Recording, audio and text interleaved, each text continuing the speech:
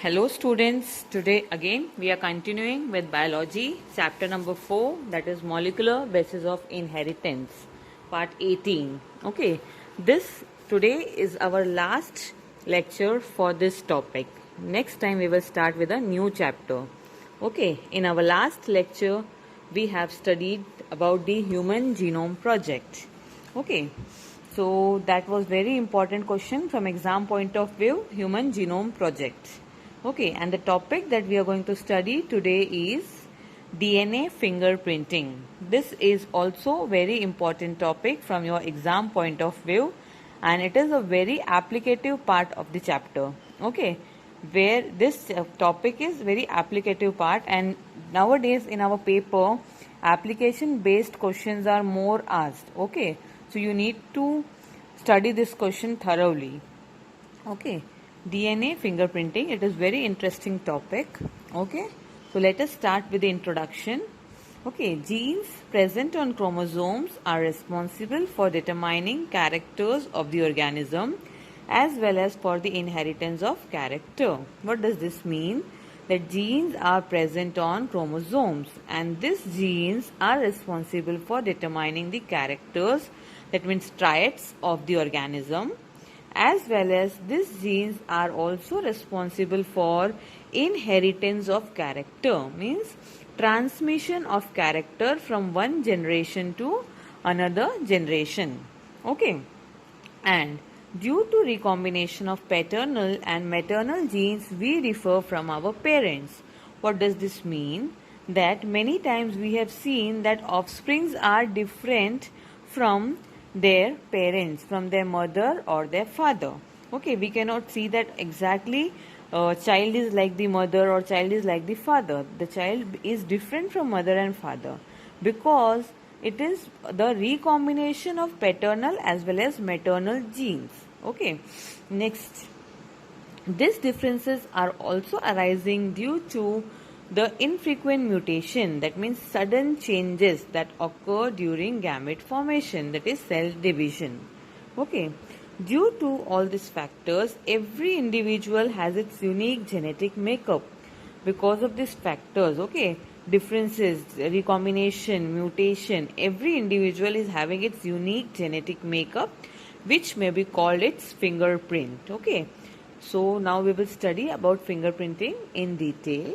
Let us start with the definition.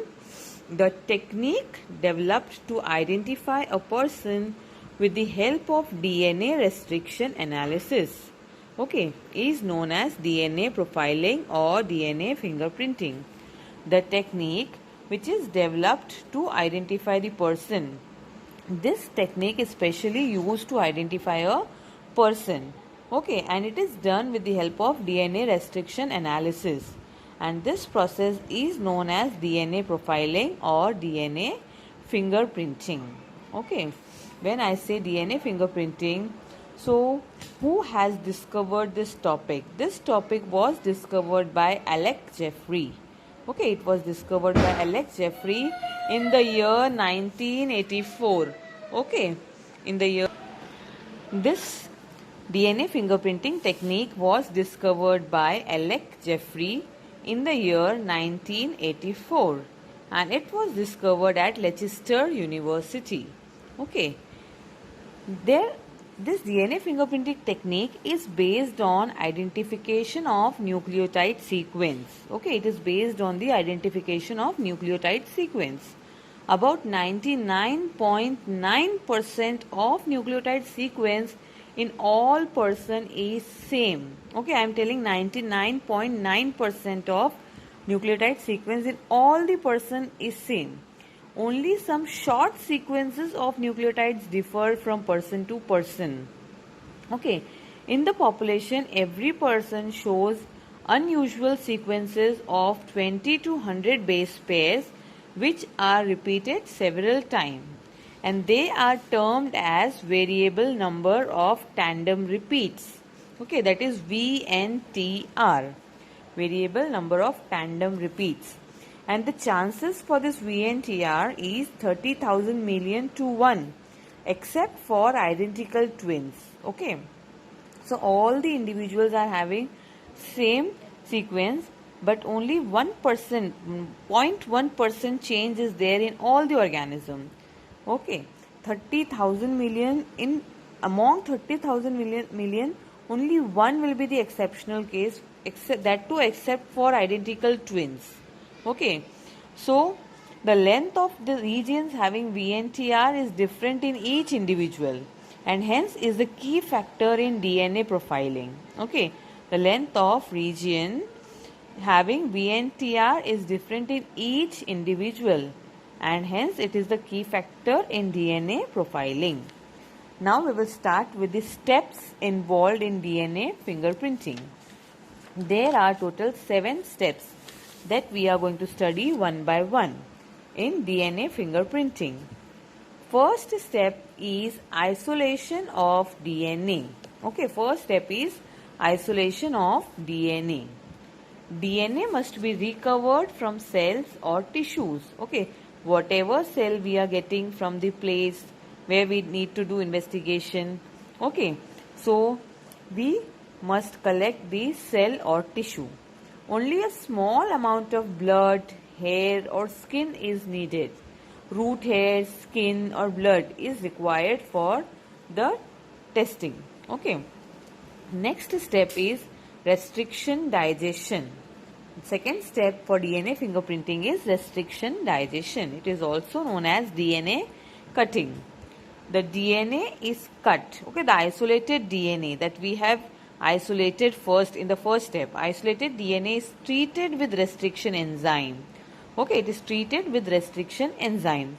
That means the restriction enzyme cut the DNA into small fragments having variable length. Okay, restriction enzyme cut the DNA into small fragments having variable length.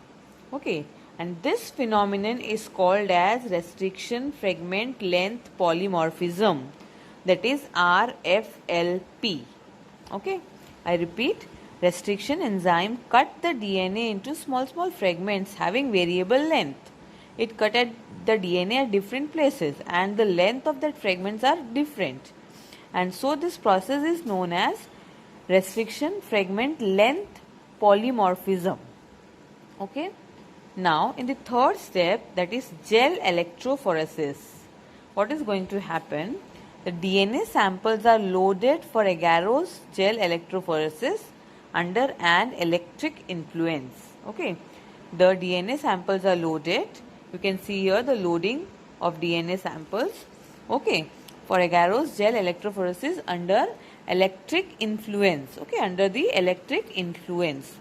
The DNA fragments which are negatively charged, okay, DNA fragments which are negatively charged move to the positive poles. Okay, DNA is negatively charged, it is moving towards the positive pole. You can see here negative and positive. Okay, they move towards the positive pole. The movement of these fragments depend on the length of the fragment. Okay, shorter the DNA fragment move faster than the longer fragment. Okay, the short DNA fragments are moving faster than the long fragments. And the DNA is separated on the basis of size.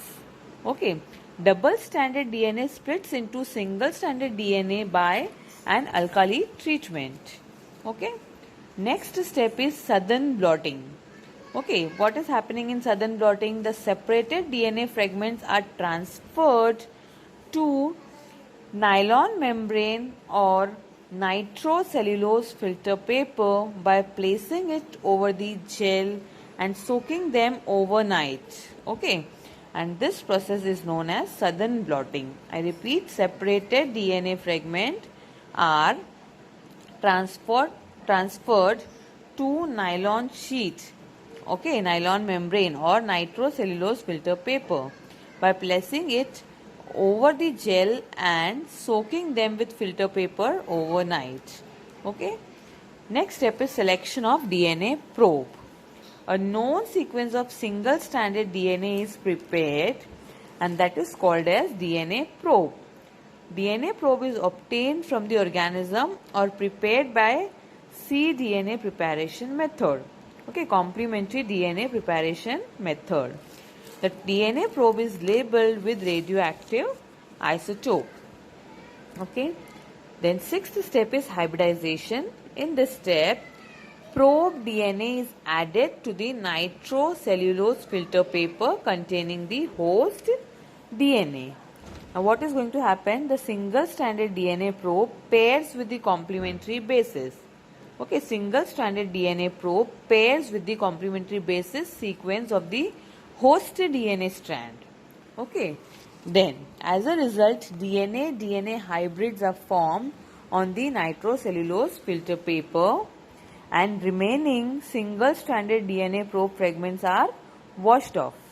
Okay, the remaining, those which are complementary gets paired, and there is a pairing of DNA hybrid, and the remaining single-stranded DNA are getting washed off. Okay. Next step is photography. What do you mean by photography? The nitrocellulose filter paper is photographed on the X-ray film by autoradiography technique. Okay, the nitrocellulose paper, that is filter paper, we have used in the DNA hybrid which are formed on this nitrocellulose filter paper. They are photographed on an X-ray film by autoradiography. Okay, and the film is analyzed to determine the presence of hybrid DNA. So I will repeat the 7 steps. You need to remember the 7 steps. Okay, isolation of DNA, restriction digestion, gel electrophoresis, sudden blotting, selection of DNA probe, photography. Okay, now moving on to the application part of the DNA fingerprinting, which is most important part. So, first application is it is useful in forensic science. Okay, DNA fingerprinting is used to solve the problems of rape and some complicated murder cases. Okay, forensic science is used for scientific knowledge in legal situation. Okay, DNA profile of each individual is highly specific, that I have already discussed. The chances of 2 people having exactly the same DNA profile is 30,000 million in 1. Okay, except for identical twins. I discussed this. So this is very much application, okay, very much applied for finding out the victims of finding out the person who has done the mischief against the different cases, different murder cases, different rape cases, and it is very much useful in that purpose. Okay, then DNA profile can be used to determine whether particular person is the parent of a child. That means it is useful for finding out the biological father or mother or both of the child in case of disputed parentage. Many times there are cases where there are dispute between the parents. Okay, so at that time this technique is helpful for finding out the child's paternity, that is father, and maternity, that is mother. Okay, this information can be used in paternity suits, inheritance cases, immigration cases. I will give you one example. By comparing the DNA profile of a mother and her child, identify DNA fragments in child which are absent from the mother and must therefore have been inherited from the biological father. So it is very much helpful for finding out the father or mother or both. Okay, and the next application is it is used in pedigree analysis in cat, dog, okay, horses, then humans, etc. Okay, so this was the last topic of this chapter. So we have completed our chapter here. Hope you all have understood this chapter very well. I tried my best to make you to understand in a very simple way. Thank you. In next lecture we will meet, okay, with a new chapter. We will start the new chapter. Okay, thank you students.